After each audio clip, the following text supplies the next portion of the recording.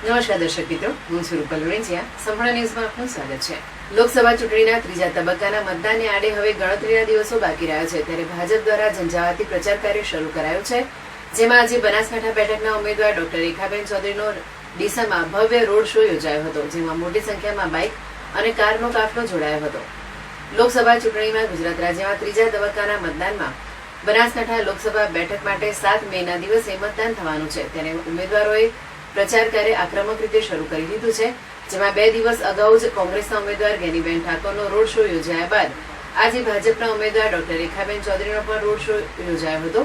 બુધવારે વડાપ્રધાન નરેન્દ્ર મોદીની ડીસા એરોડ્રોમ ખાતે જાહેર સભા યોજાવાની હોય, જાહેર સભામાં મોટી સંખ્યામાં લોકો ઉપસ્થિત રહે તે હેતુથી જ આજે ડીસામાં ભાજપ દ્વારા રોડ શોનું આયોજન કરવામાં આવ્યું હતું, જેમાં મોટી સંખ્યામાં બાઇક અને કારનો કાફલો જોડાયો હતો.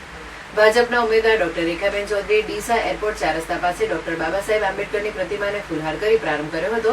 રોડ શોમાં ગુજરાત પ્રદેશ ભાજપ યુવા મોરચાના પ્રમુખ પ્રશાંત કોરાટ, ધારાસભ્ય પ્રવીણ માળી, રાજ્યસભાના પૂર્વ સાંસદ દિનેશભાઈ અનાવાડિયા, પૂર્વ ધારાસભ્ય શશિકાંત પંડ્યા, વેર હાઉસિંગ નિગમના પૂર્વ ચેરમેન મગનલાલ માળી, ડીસા શહેર ભાજપ પ્રમુખ રમેશ દિલવાડિયા સહિત ભાજપના નેતાઓ મોટી સંખ્યામાં જોડાયા હતા. ઉમેદવારે ખુલ્લી જીપમાં ડીસા શહેરમાં ફરી વડાપ્રધાનની સભામાં હાજરી આપવા તેમજ 7 તારીખે ભાજપ તરફી મતદાન કરવા ખાસ અપીલ કરી હતી.